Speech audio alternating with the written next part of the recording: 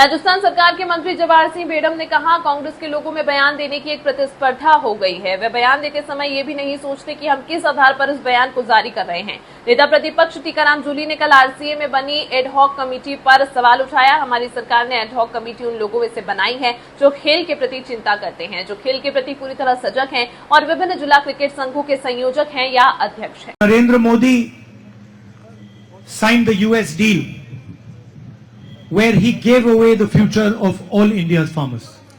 നരേന്ദ്ര മോദി യുഎസുമായിട്ട് അമേരിക്കയുമായി ഏർപ്പെട്ട കരാറിൽ ഇന്ത്യയിലെ കർഷകരുടെ മുഴുവൻ ഭാവി അവർക്ക് തീരെഴുതി കൊടുക്കുകയാണ് ചെയ്തത്. He is the first prime minister in modern India's history who has opened agriculture to the international market.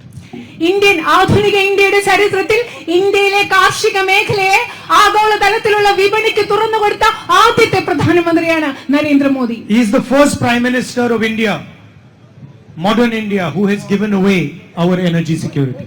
നമ്മുടെ രാജ്യത്തിന്റെ ഊർജ്ജ സുരക്ഷയെ തീരെഴുതി കൊടുത്ത ആധുനിക ഇന്ത്യയിലെ ആദ്യത്തെ പ്രധാനമന്ത്രിയാണ് Shri Narendra Modi. Today India cannot buy oil, cannot buy petrol, cannot buy diesel from who it wants. ഇന്ത്യക്ക് ഇന്ന് ആരുടെ കയ്യിൽ നിന്ന് വാങ്ങിക്കണോ അവരുടെ കയ്യിൽ നിന്ന് നമുക്ക് പെട്രോളോ ഡീസലോ എണ്ണയോ ഇന്ന് നമുക്ക് വാങ്ങിക്കാൻ സാധിക്കില്ല.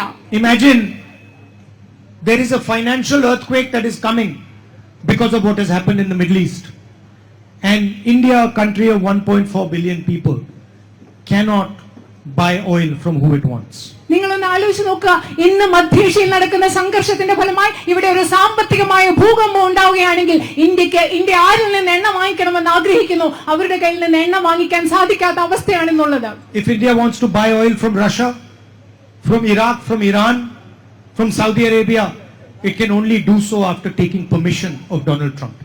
ഇന്ത്യക്ക് ഇറാനിൽ നിന്നോ ഇറാഖിൽ നിന്നോ സൗദി അറേബ്യയിൽ നിന്നോ എണ്ണ വാങ്ങിക്കണമെങ്കിൽ ഡൊണാൾഡ് ട്രംപിന്റെ അനുമതി നേടിയതിനു ശേഷം മാത്രമേ ഇന്ത്യക്ക് ഇത് ചെയ്യാൻ സാധിക്കുകയുള്ളൂ. There can be nothing more shameful than this.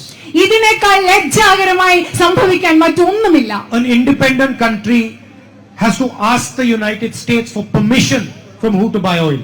ഒരു സ്വതന്ത്ര പരമാധികാരമായ രാജ്യമായ നമുക്ക് ആരിൽ നിന്ന് എണ്ണ വാങ്ങിക്കണമെന്നത് അമേരിക്കയുടെ അനുവാദം തേടി മാത്രം ചെയ്യാൻ പറ്റുന്ന അവസ്ഥ. And you are going to see that the people of Kerala and the people of India are going to pay the price for this decision. ഈ തീരുമാനത്തിന് വില കൊടുക്കാൻ പോകുന്നത് കേരളത്തിലെയും ഇന്ത്യയിലെയും ജനങ്ങളാണെന്ന് നിങ്ങൾക്ക് ഉടനെ തന്നെ കാണാൻ സാധിക്കും. The instability of the war is going to show it in the next couple of months.